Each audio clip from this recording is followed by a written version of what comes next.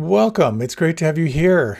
My name is Jonathan Foust, and I'm going to be leading this guided meditation and the Dharma Talk. I'm so grateful you took the time to be here. As always, I'd like to acknowledge some folks before we begin, because this certainly couldn't happen without this being sort of a team collective.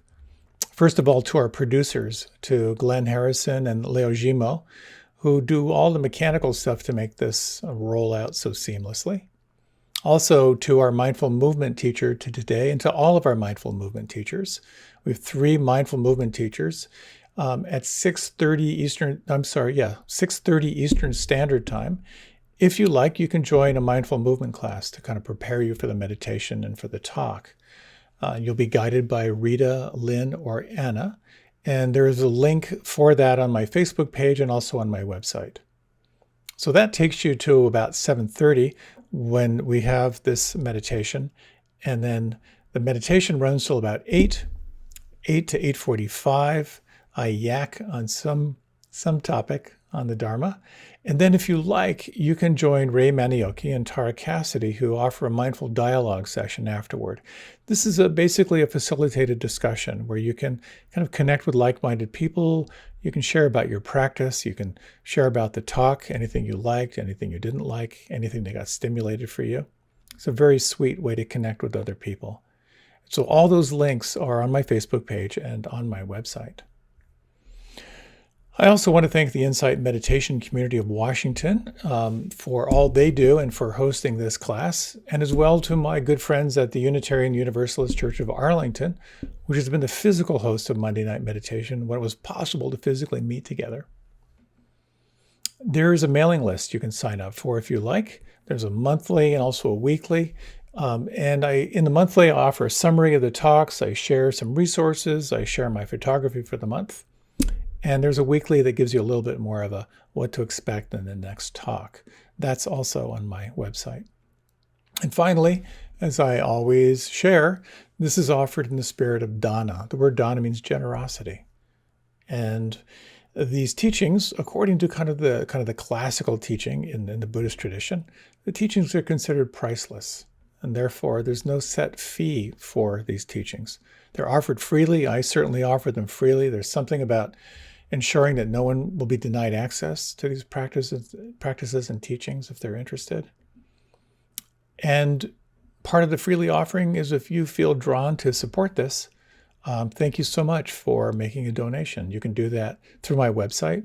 All those great avenues for making donations are available to make it as seamlessly, effortless as possible. So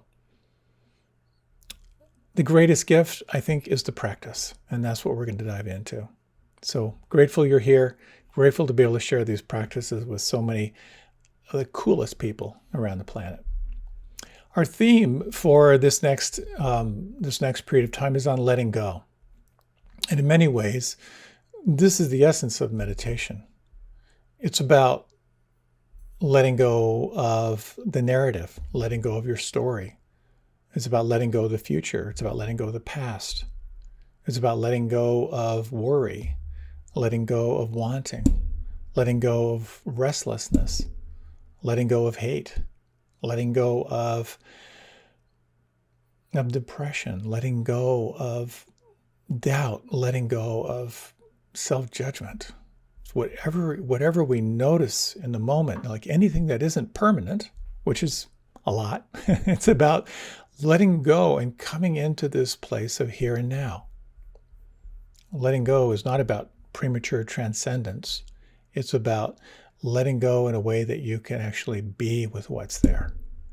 So as we move into this meditation, we'll do, as we often do, some movement to kind of bring you into the here and now. We'll also explore this practice of sort of softening and receiving. We'll move into some self-observation practices, and I'll offer some language around letting go, kind of ways of kind of remembering, oh yeah, that's right. Wherever I am, I'm just going to let go and allow myself to deeply arrive in the here and now. So that's the plan, and we'll see how it goes. So if you would, you might reach your arms up overhead. Stretch up to the left side, stretch up to the right side, open your jaw wide, let out any sounds. Might be entertaining for the people around you or the pets around you. And just take a moment to do a little inventory. First of all, is your environment set up to allow you to really soften? That would be your cell phone turned off, maybe notifications turned off on your computer, letting people know you're offline for a little while. As you're ready, if you like, you can close your eyes. Not a requirement. You can do this with your eyes open if that feels safer for you. But quite often, having your eyes closed will help to facilitate this movement inward. Another inventory to explore is your posture. We're looking for the middle way, where you have a posture that will help you to relax, but also a posture that will help you to cultivate some quality of alertness. The idea here is sort of a strong spine and a soft belly. So any little adjustments you need to do, feel free to do those now. You might like to bring your shoulders up toward your ears, taking a long, deep inhalation and hold the breath. Squeeze the shoulders. And then slowly exhale as you drop the shoulders down.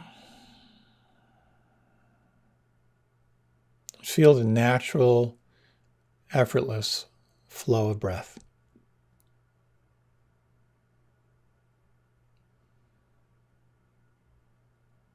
Notice all the sounds around you, 360 degrees.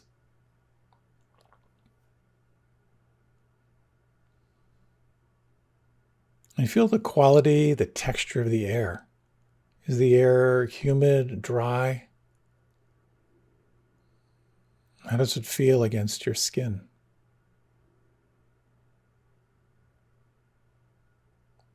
Just sensing this inner quality of what we could call non-judging awareness. And not labeling anything as good or bad, but recognizing it as it is.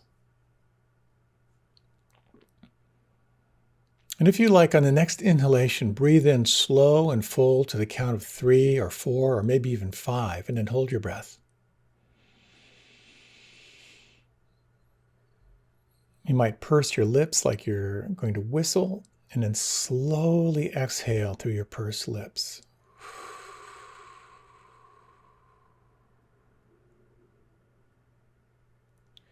Inhale slowly to the count of 3 or 4 or maybe even 5. Again, hold the breath.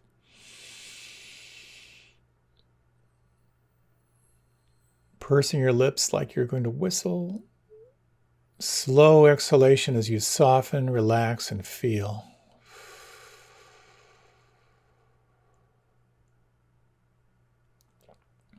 And one more round. Inhale slowly to the count of 3 or 4 or maybe even 5, and then hold the breath.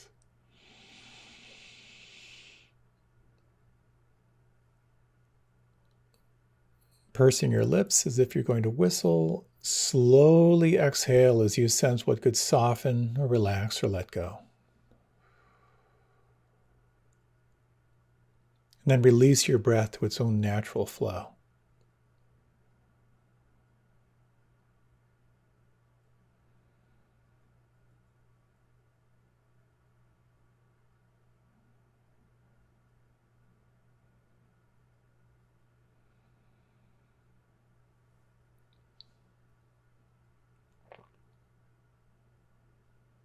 And to deepen this sense of receptivity, it's through this softening inside that we can become more and more aware of the here and now through the senses.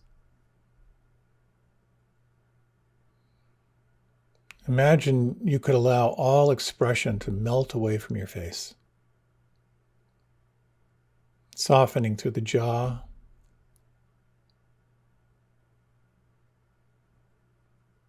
drawing your awareness inside your mouth. Feel the volume of your lips.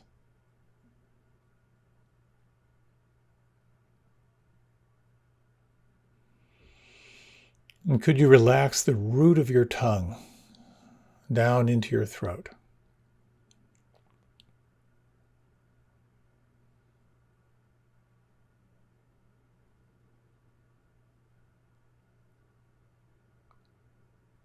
Can you feel your forehead smooth?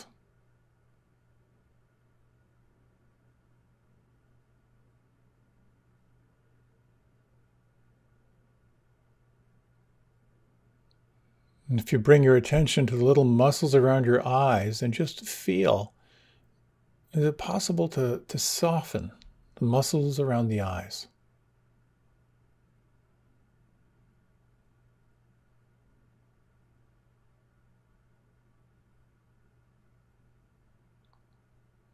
Sensing now the back of the head and the base of the skull.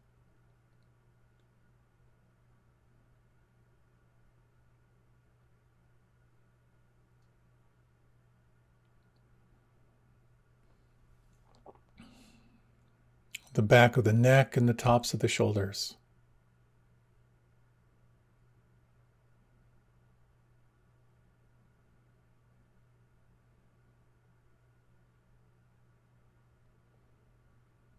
Can you feel the space inside your throat?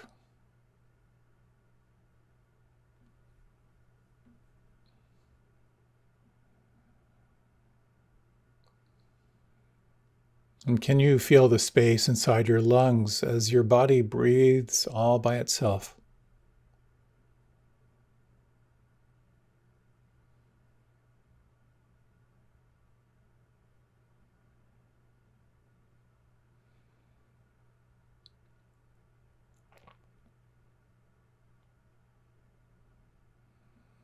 You might now allow yourself to feel the weight of your arms. And you might imagine them like heavy drapes hanging from your shoulders as you sense with your awareness down through the elbows,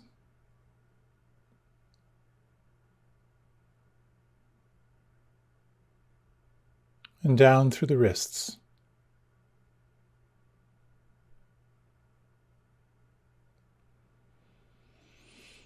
And let your awareness now flood into the palms and the backs of the hands, the thumbs and fingers, and feel, soften, relax.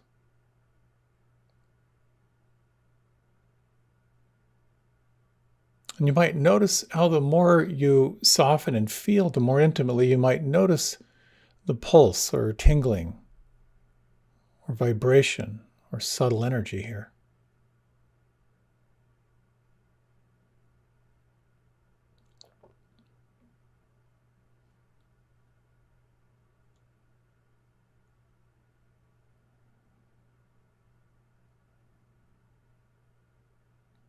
Sensing your lower back and the buttocks,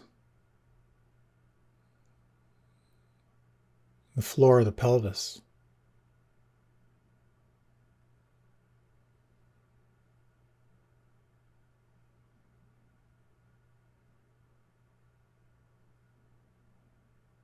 And you might bring your attention now to your belly, maybe just a little bit, a few inches below your navel. And just hold your attention here as you soften and relax and feel, and notice perhaps how you can more and more intimately feel the subtlety of the breath here in the belly.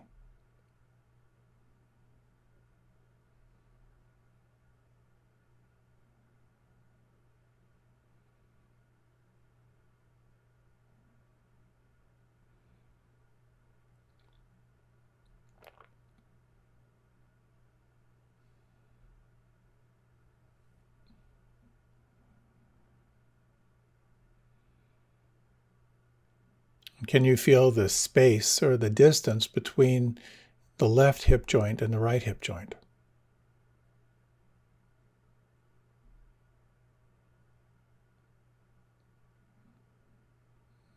And now very gently let your awareness move down the legs as if they could move through the center of the bones, from the hip joints to the knees.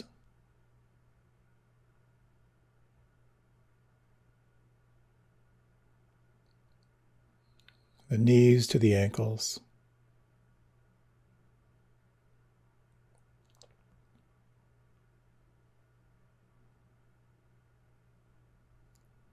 The tops of the feet and the toes.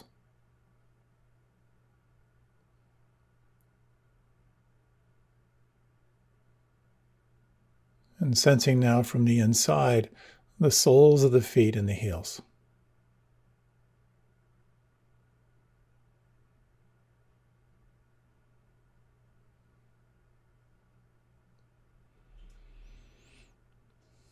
And you might sense now through the whole body, and just inquire very gently, is there anything right now that could relax or soften or let go?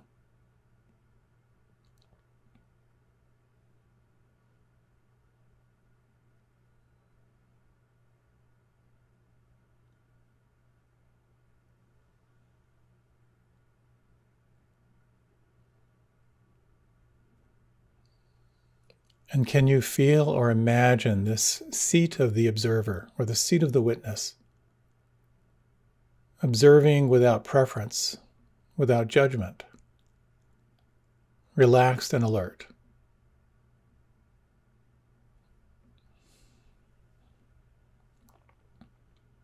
And you might escort your awareness to an anchor of your choosing, perhaps to the movement of the breath on the inside, perhaps to the sounds around you, maybe to the aliveness in the palms.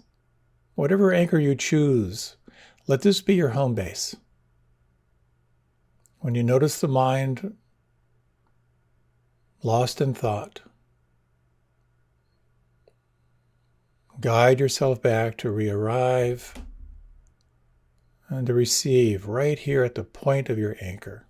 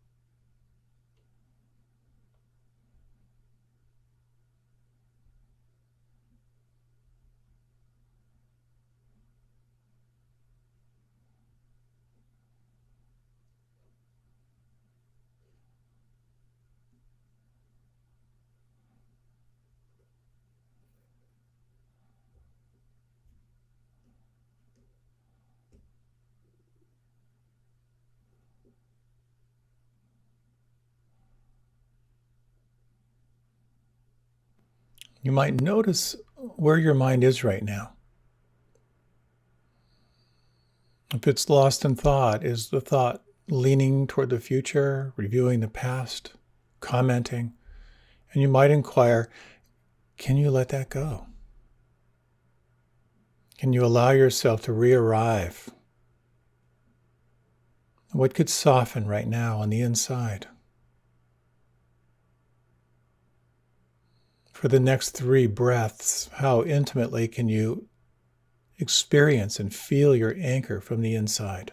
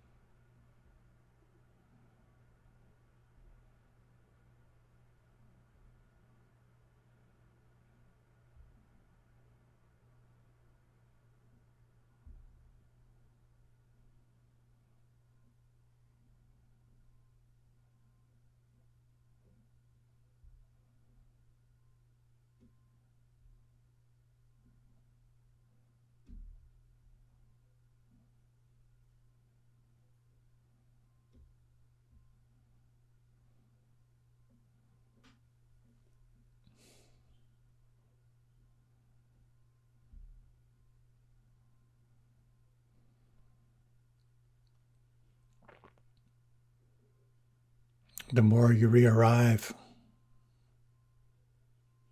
the more you relax, the more you may notice how much is changing.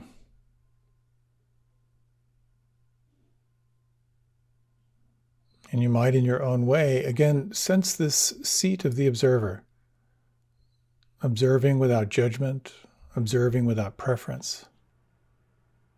And only if it feels right for you, you might let your awareness expand and widen beyond your anchor of breath or sound or feeling and open to this entire realm of change. Awake to what is changing and sensing what it means to let things be. And when you're lost in thought, notice if you can let go and re-arrive and begin again.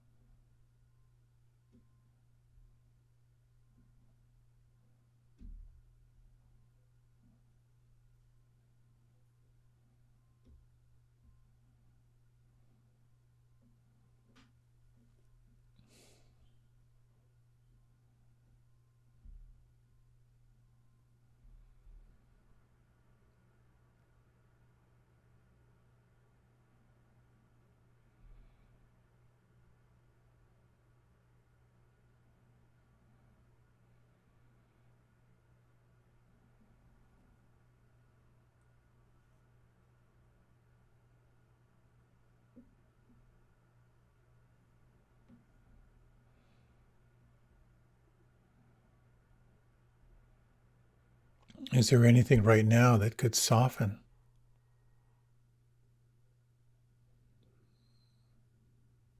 Is it possible to let go of everything other than what is here right now? Letting things be as they are.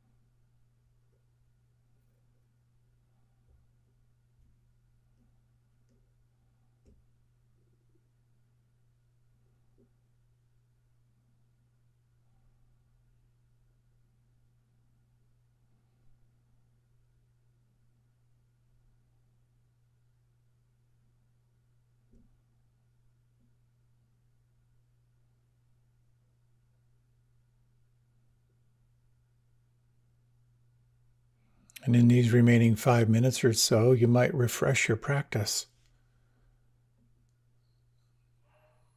sensing from the inside of the mouth,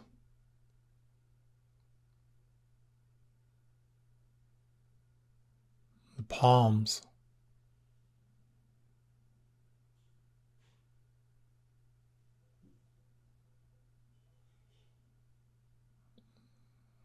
the belly just beneath the navel.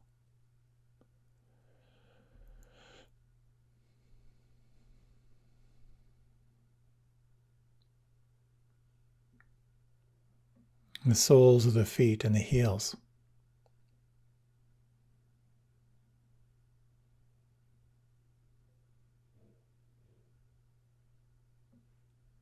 Over these next 3 breaths, you might explore how intimately you can experience your anchor from the inside.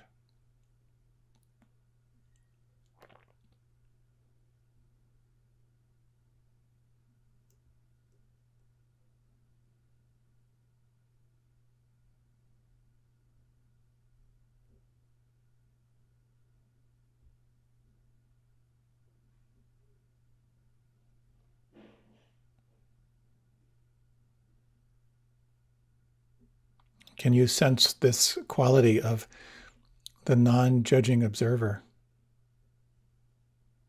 Awake to what is changing and allowing things to be just as they are, neither grasping nor pushing away.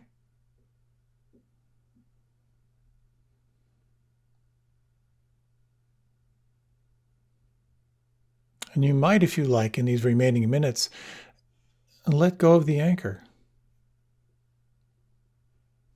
Let go of all technique and allow yourself simply to explore what it means to be, to rest in presence, relaxed, alert, and allowing.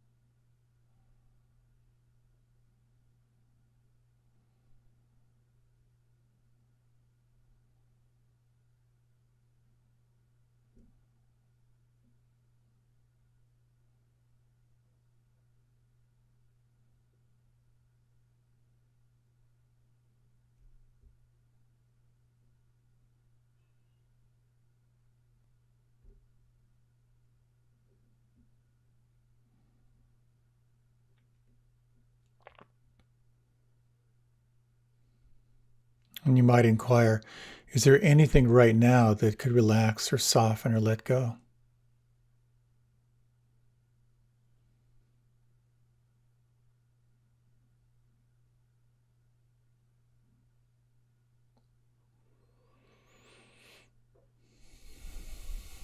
And is there anything that could relax or soften or let go even more than that?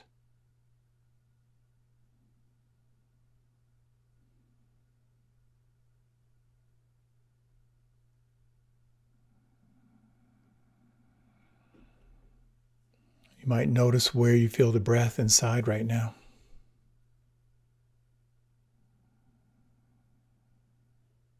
And you might very gently lengthen the in-breath just a bit, soften on the out-breath.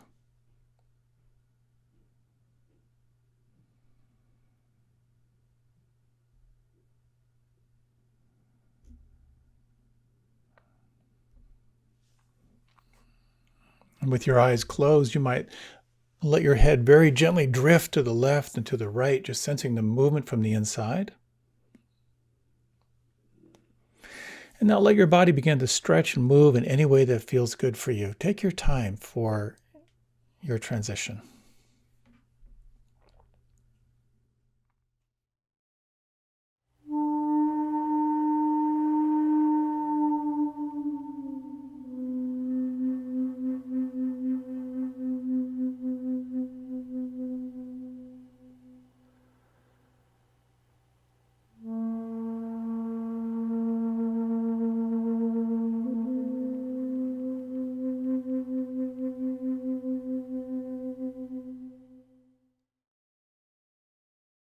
Welcome back, and welcome.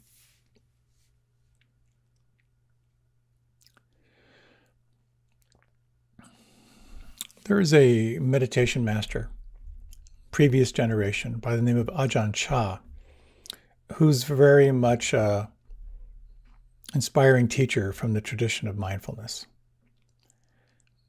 There's a story where he knew of a local man, like in a local village, who was always in conflict with people, always in disputes. And he sent word that he was tired of fighting all the time and he wanted to know how to stop. So he went to see Ajahn Chah. And Ajahn Chah said, while we were talking, could you hold this bucket of water? And so he agreed. And as they're talking back and forth, eventually the water, it got kind of heavy and he was straining, kind of like shifting the bucket from one hand to the other. And Ajahn Chah said, well, why don't you put that water down? So he put down the bucket of water and he said, oh my, that feels so much better. And Ajahn Chah said, can you put down your attachments in the same way? Just put them down. It's really easy to say, let go. But as you know, it's not so easy. I was once in a training where someone was asking, well, how do I let go? And the teacher, who was a rather dramatic teacher, came over and said, try to hit my hand.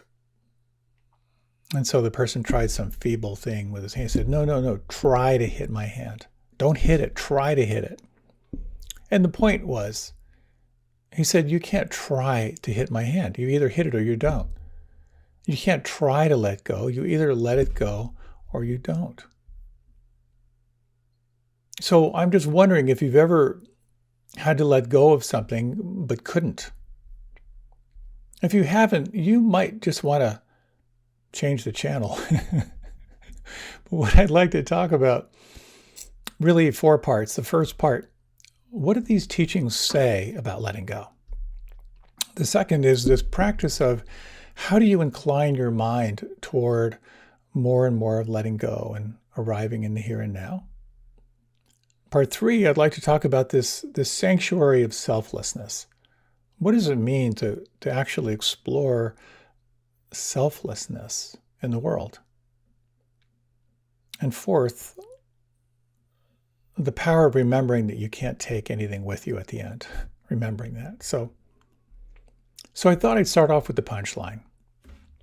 There's something called the 5 daily recollections, or the 5 daily reflections. And these have kind of found their way into a lot of different of these flavors of, Buddhist psychology, Buddhist philosophy. And they're about the reality of impermanence and about the reality of karma, or the reality of cause and effect. So you might, if you like, you can just close your eyes. You don't have to, but I'll just go through these 5. Number 1, I am of the nature to grow old. There is no way to escape growing old. Number 2, I'm of the nature to have ill health. There is no way to escape having ill health. I am of the nature to die. There is no way to escape death. All that is dear to me and everyone I love are of the nature to change. There is no way to escape being separated from them. My actions are my closest companions. I am the beneficiary of my actions. My actions are the ground on which I stand. So if you had your eyes closed, you might open them, or you can remain with them closed. So speaking of punchlines, there are no punches pulled in these 5 reflections. You're going to get sick, you're going to get old, you're going to die. Everyone you know, everything you love is going to vanish in no particular order. And all you have is what you do, your deeds and your actions.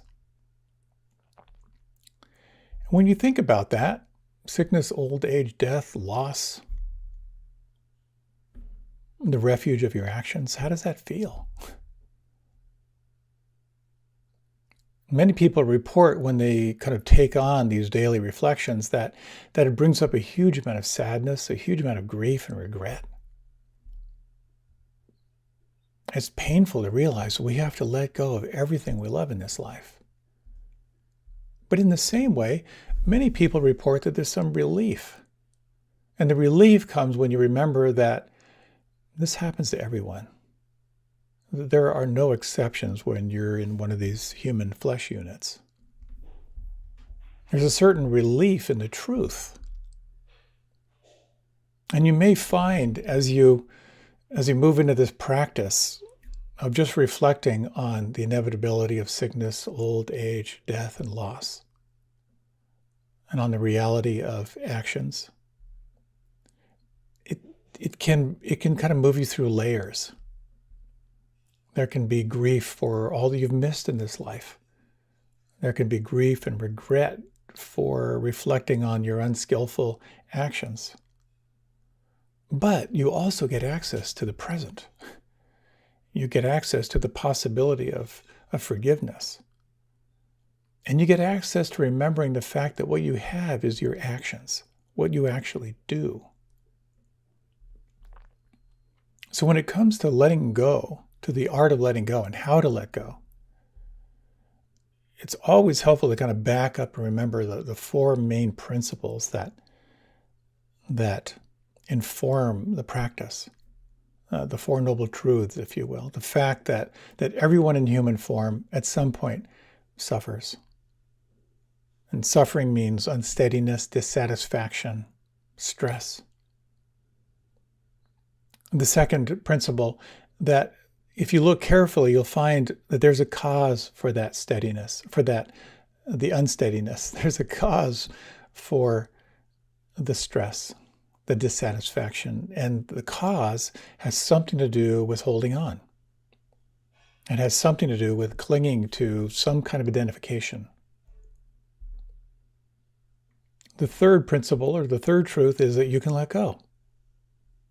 It's actually possible to let go. And I think we all intrinsically know that because we all, to some degree, have let go at different times, to different degrees. And the fourth principle is that there's a path. There are technologies, practices, observations, restraints that will support you in this practice of letting go and cultivating greater sense of happiness and greater sense of freedom, and perhaps even ultimately ultimate freedom. But whatever you hold on to is going to result in rope burn. And whatever you can let go of is going to result in some kind of ease.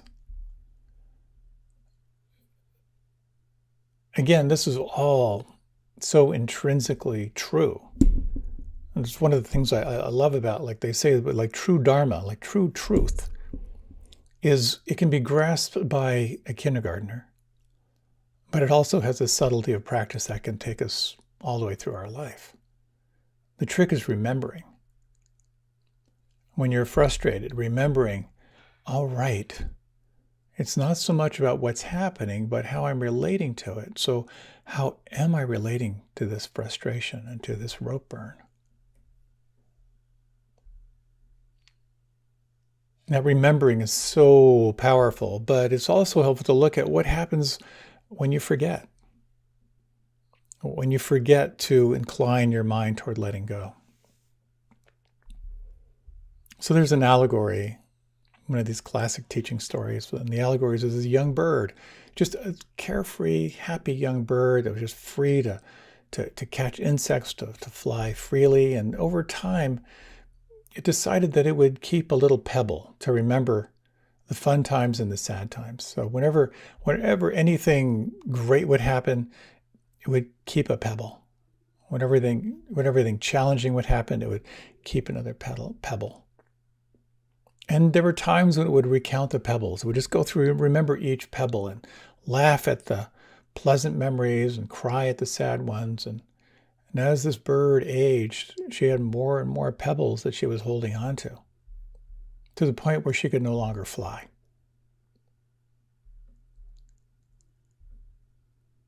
And then the question becomes for each of us, how much are you weighted down by your memories? How much are you holding on to that's depriving you of being free right now?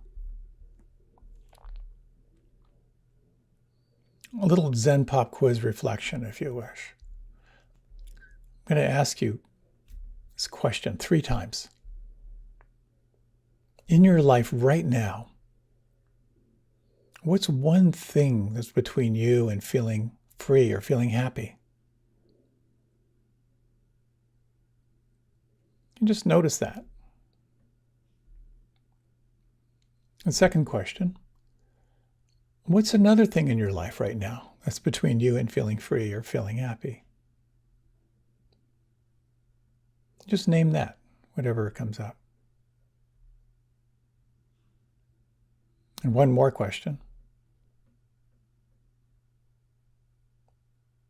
What's a third thing that's between you and feeling free or feeling happy in your life right now?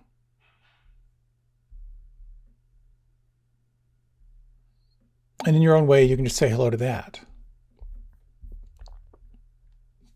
Now, if you were to go on, and I have gone on, I can come up with quite the inventory of things that are between me and feeling happy. And there's something very powerful about this question because it does reveal kind of the landscape of what's going on in your life right now. That's between you and feeling free and feeling happy right now. And we tend to hold on. We hold on to those pebbles of happiness, the pebbles that represent our sadness. It shows up so much in our relationships. I've told this story before, but I can't think of a better example. A training I did years ago. And during this training, there was a woman who was constantly interrupting the speaker and saying, and referring back to her divorce. Well, when I got divorced, my husband said this. And when we got divorced, this is what it felt like. And when I got divorced, this is why I'm so angry with my husband.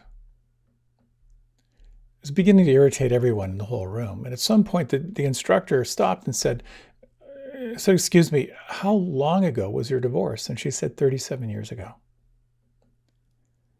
And there was a sense of, in the room, there was sort of this shock and then this laughter. But it really opened the question, what am I holding on to? How long have I been holding on to this? What am I defending? And how come I haven't let it go?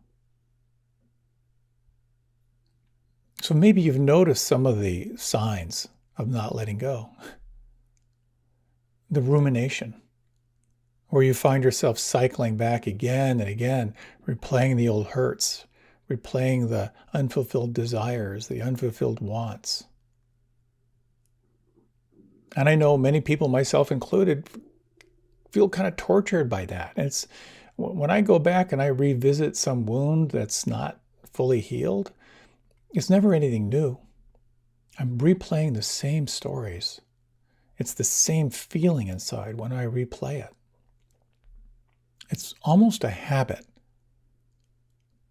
And there's a really interesting thing here, and there's a lot to explore about how to let go. But I think there's something about letting go, particularly when it comes to this relational field, that letting go is actually more of allowing. It's actually more of like a being. So is letting go and letting be are very, very similar. And there's a lot to tease out there. There's someone who was sharing with me about how their partner was so controlling. He was saying she wants everything her way. She's always convinced that she's right and I'm wrong, and we are in this death grip power struggle. Obviously, there was part of him that wanted to fix it and make it go away.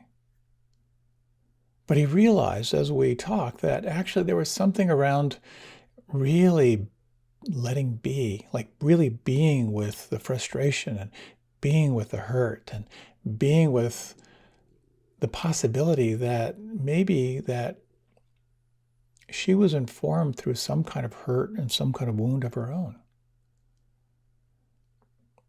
And as we explored this, he began to see that the more he was just sort of being with it, the more he could sort of sense her woundedness. How her need to control came from a very, very vulnerable and fragile place inside. And that began to open up a little bit more of a capacity to respond rather than to react. And it began to open up a little bit of space in their relationship where he could honor what she needed, but he could also respond with what he needed as well. Not a quick fix, but moving into the sense of the way to let go is to let be was really, really helpful. And he began to notice that the less attached he got to his own point of view, the more he could kind of sense a healthy quality arising in their relationship. And you could say that a non-attached relationship is filled with kindness. It is a selflessness because your true sense of self is more free. The small, controlling self is a little more dispersed, a little bit softer, which allows for more of a sense of interconnectedness. I grew up in the Pennsylvania Dutch country. There are a lot of Amish. I went to school with a lot of Amish kids. And at the bottom of the stairwell in the farmhouse I lived in, my mother had put up this poster. It was the image of a very simple Amish farm. And the words underneath were, "You are rich in proportion to the number of things you can afford to let alone." You are rich in the proportion to the number of things you can afford to let alone. Now, we can let things go and we can let things be. There's a tremendous amount of freedom. And I wish I could remember that, especially when a new iPhone comes out. And so it becomes a very interesting question, this path of letting go. And there's a certain approach that one tradition has that it sort of sustains an inquiry into the idea of letting go. And just a very brief, very, very quick little inventory. If you like, you can close your eyes. And if you slow down your breath and just think of something you're holding on to right now.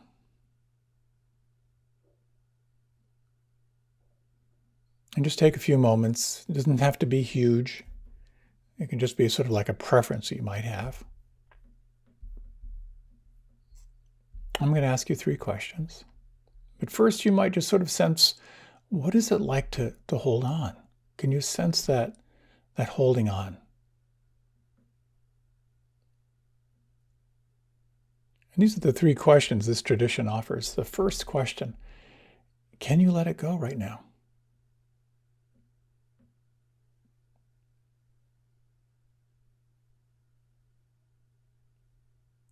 Just noting the inner response as you explore the second question. If you could let this go, would you?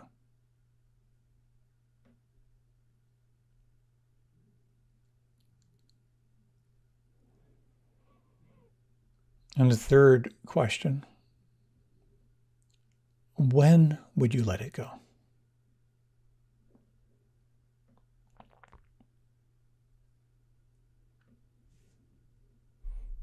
If you like, you can deepen your breath, and if you like, you can open your eyes. I like those questions because it's about, again, inclining your mind to let go. Just to ask, well, could I let this go? It just gives you a little flavor, a little taste. I'm a manic photographer.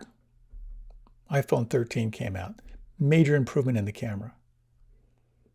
Can I let go of wanting the iPhone 13?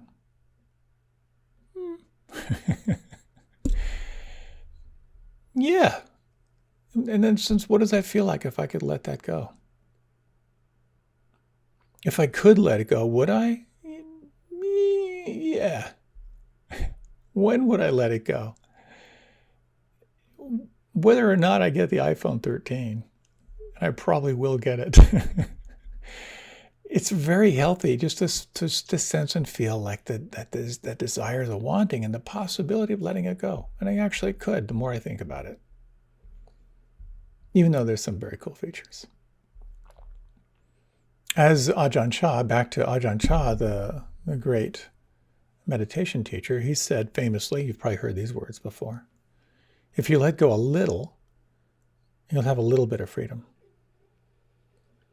If you let go a lot, you'll have a lot of inner freedom. And if you let go completely, you'll have complete freedom. And if I ever manage that last one, I'll let you know what happens. But in many ways, this practice of meditation, this simple practice of having an anchor and coming back to the anchor, is all about letting go. Letting go of your story. Letting go of your narrative. And then returning to the here and now, where there's no story, there's only this moment. Letting go of wanting, letting go of aversion, letting go of worry, letting go of doubt, letting go of fear, letting go of self-judgment. Returning again and again to this here and now that has no desire, this quality of what is it like to be without desire just for a millisecond. And as many people notice in their meditation practice, there's more distance, there's more space from that sense of desire and aversion. So letting go, like forgiveness, usually is not just a snap of the fingers. Sometimes it is. When you realize, whoa, I just let that go and it feels great. But quite often it's a process. You keep coming back to inclining the mind to let go, and then you go through the layers of unwinding. You go through the layers of falling away. And this is where it leads us to what I think of as like the sanctuary of selflessness. As I've yacked about a lot, I spent many years living in an ashram, in an intentional community, and I was and am pretty ambitious. Particularly that time, lots of energy, celibacy vow, poverty vow, eating clean, doing lots of yoga, lots of energy. And I was a bit of a climber. I was really drawn to learning and growing and taking on new opportunities. And I was aware of the status of people around me. I was caught in comparing mind. Back then, the sort of the motto of our ashram was love, serve, and surrender. Beautiful words. Love, serve, and surrender. And we embrace this principle of seva, the Sanskrit word seva, S-E-V-A, and it translates as selfless service. So it's serving without a self, serving without any sense of self-promotion or wanting anything in return. Love the principle of that. But hey, this is my life we're talking about here. Not so easy. So the whole idea of love, serve, and surrender was whatever you're given, you accept it freely. That was the practice. So we were assigned different positions and different responsibilities. And over the years there, and I was there for many, many years, I had lots of different positions from writing to heading up audiovisual production. I did fundraising. I wrote copy. I was head of marketing, teaching, being an administrator, and so forth. And in my early days, one of the positions I was in was a low-level position that was not very satisfying. And I was on this quest for improving myself and improving my skills and getting better. My coordinator, she was okay, but she seemed she was kind of needy for approval. And I noticed that I would work my butt off. We worked 6.5 days a week, and I was a worker. I loved production. So I would work my butt off, but I felt like she was taking credit for what I was doing, which really burned me up. So I was in a meeting with her coordinator, and I complained. Her coordinator was a very, very wise fellow. And he said, I wonder if you'd be willing to do an experiment.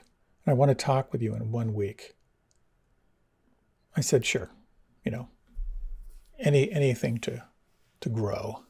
Also, he was my coordinator, so anything I could do to impress him, I was on for. He said, for this next week, your job is to make her look good. I thought, oh, so your job is to make her look good. But I took it on, and it was amazing. There was so much less tension. I felt more free. I was more creative. And I just thought, you know what? I'm taking this on 100%. Whatever I do is all about making her look good as my boss. I reported back in a week. I said, wow, something really, really shifted. I moved from like being really, really tight to being very, very open, very free. He said, okay, this week, I want you to see if you can make everyone around you look good. Everyone in your department, make them look good. That was my real first taste of selfless service. And it's interesting because my coordinator, who I saw as an obstacle in my life, actually became an ally. Something completely melted in the way that I was holding her. And of course, the response became equal. And I eventually moved on to other arenas that were more satisfying, but I didn't burn any bridges behind me. And she actually became a real ally and a real proponent for me. And it really just opened something up so huge for me. If you're working for anyone, to really ask yourself, what if your job was to make them look good? There'll be some juice down that road. And the larger question is, what does it mean to serve fully without any expectations of return?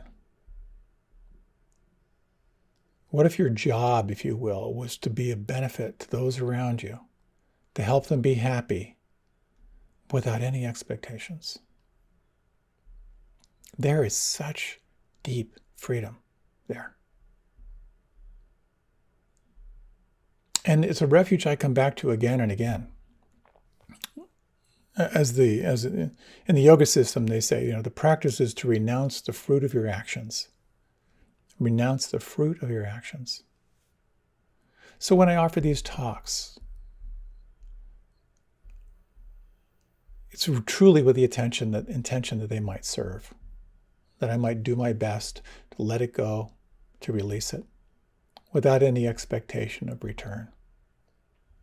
And there's certainly times when I ask myself, is anyone, now that they're online, is anyone listening? But there's just that sense of this, if these can help one person, it's worth it. And it's hard to describe how free that feels, to offer freely without expectation.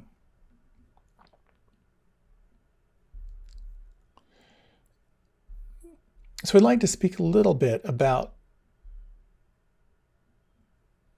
this approach of remembering that you can't take it with you at the end. Again, all about remembering. When we're on a path that works for us,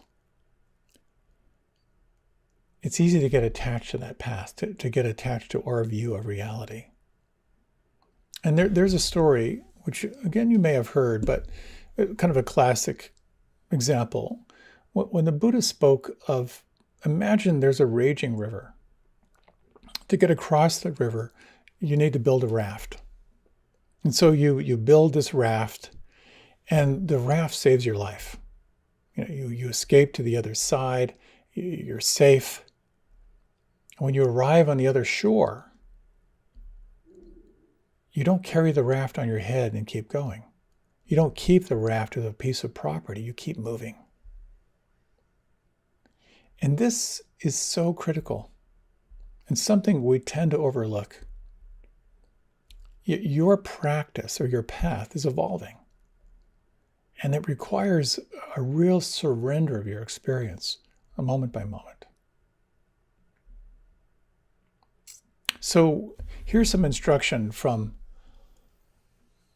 from a teacher and writer, poet by the name of Tilopa. This is very short, but if you like, you can again close your eyes.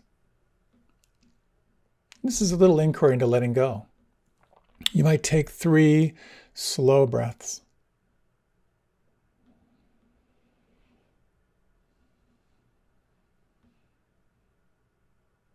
This is 6 lines. Let go of what is past.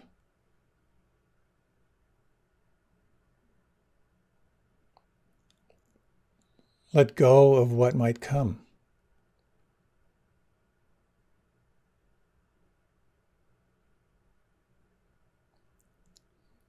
Let go of what is happening now.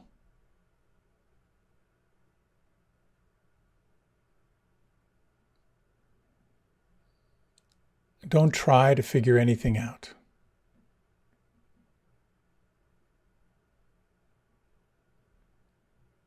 Don't try to make anything happen.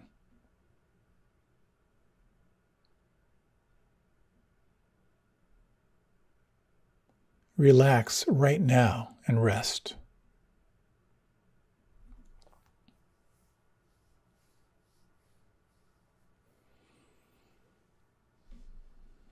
And just take a moment to sense the quality of presence right now.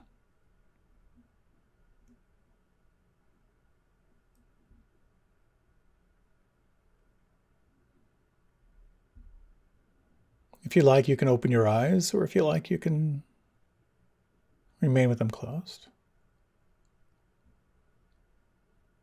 In the moment, when you let go of what is past, when you let go of what might come, when you let go of what's happening now, when you let go of figuring anything out, when you let go of making anything happen, but to relax right now and rest, points toward pure presence. And when it comes to this practice of the disciplines that inform our lives, it's helpful to really recognize what practices feel dry, what practices are mechanical, what lubricates your heart, what brings you joy right now, and how has your practice evolved?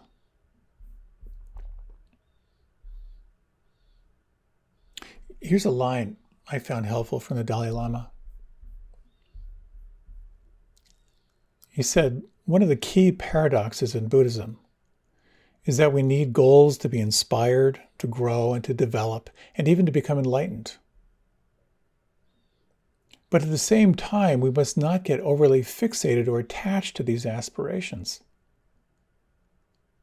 If the goal is noble, your commitment to the goal should not be contingent on your ability to attain it. In pursuit of your goal, you must realize that your rigid assumptions about how you must achieve it, you must let that go. Peace and equanimity come from letting go of our attachment to the goal and the method. This is the essence of acceptance. That's a crazy paradox. To have goals, but don't be attached to your goals. To have goals, but to let go of the technique of how you move to that goal. It's huge. And what I find as for many is we start off with a practice and we get attached to the practice.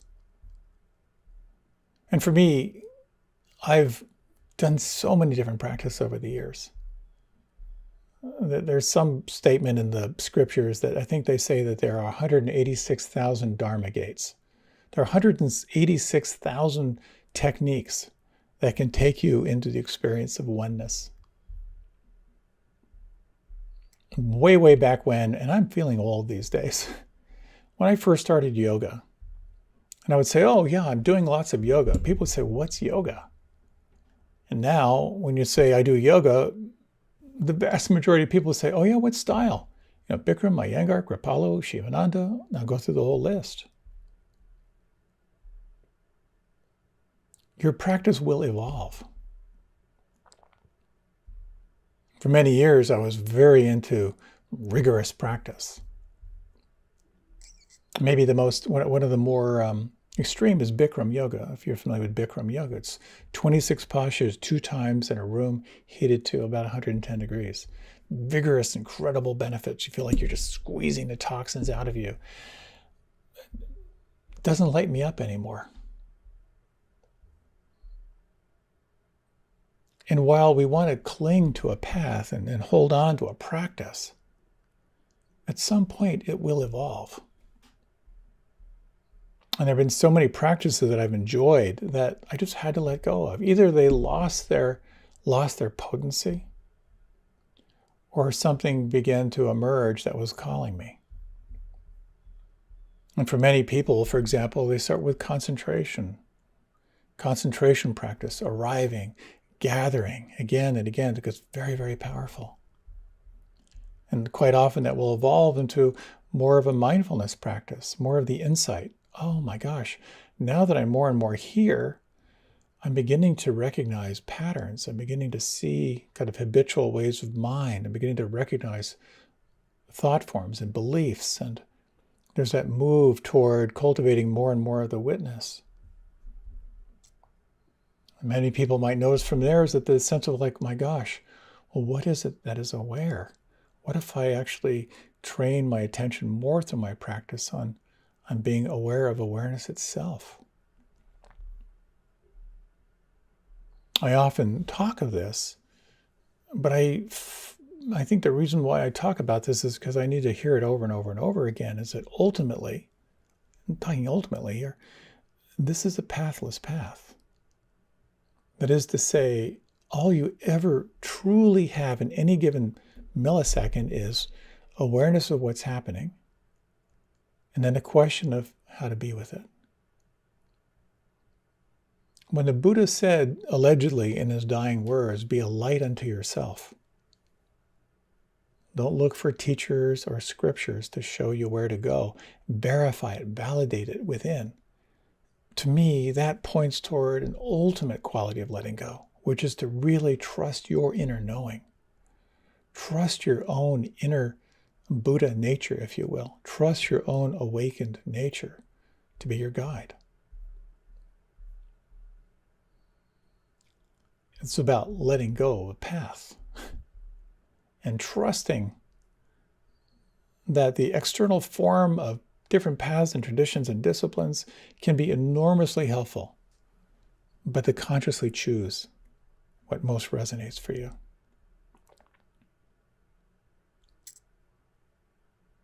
Carlos Castaneda has a beautiful line here when he talked about we all have these paths that carry us through the desert, but the path to really value whether a path has value for you is to ask, does this path have heart?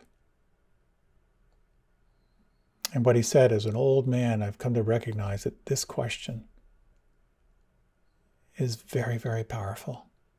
If the path does not have heart, if the path does not take you into awakening of compassion, to an awakening of loving presence, then that path has no value, he said.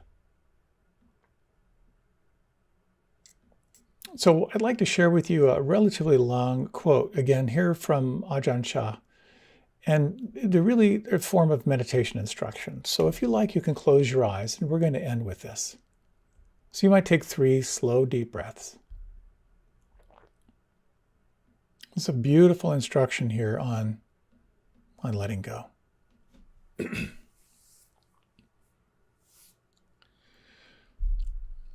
Whatever arises in the mind, just watch it and let it go. Don't even wish to be rid of thoughts. Then the mind will return to its natural state. No discriminating between good and bad, or hot and cold, fast and slow. No me, no you, no self. Just what there is.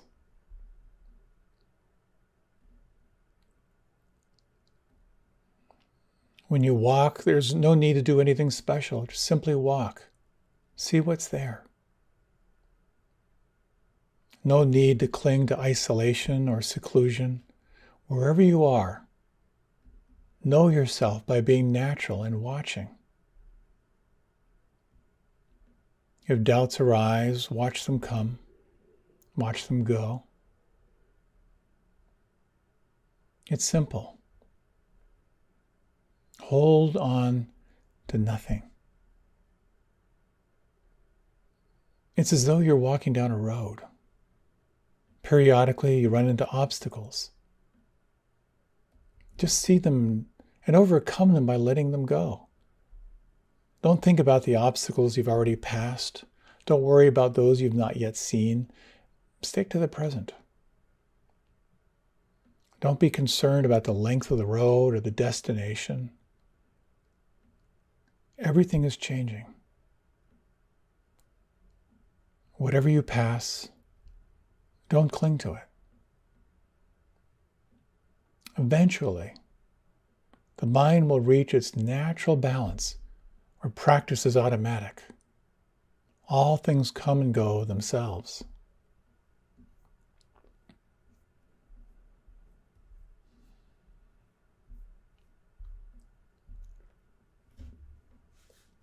If you like, you can deepen your breath.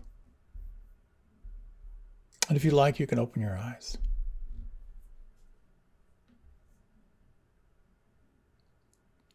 So letting go does not come quickly, necessarily.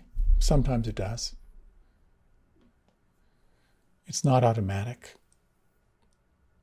But you can incline the mind to let go. And it's helpful to really ask yourself, when you let go, what are you letting go of?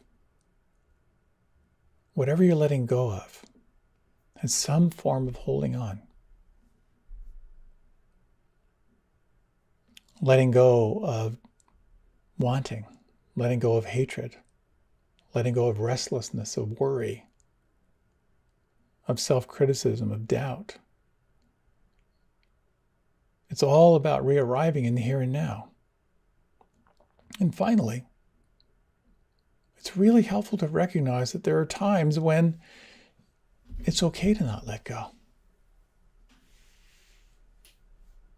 I remember being with someone and they were talking about kind of letting go of this sort of like a relationship with someone who was really aggressive. I said, well, what would it be like to let it go? And she said, I don't want to let go of the awareness of self-protection, which I thought was a very powerful observation.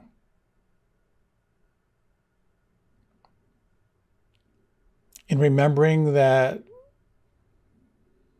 sickness, old age, and death are part of this human experience, remembering that everything you cherish will one day vanish in no particular order, remembering that all you have is your actions, and remembering that all of us experience this can be a really wonderful aid in letting go of what keeps you small and opening to the amazing mystery of this life. So I hope you and letting go have a wonderful time together. Thank you so much for your time and for your attention. And I look forward to being with you again.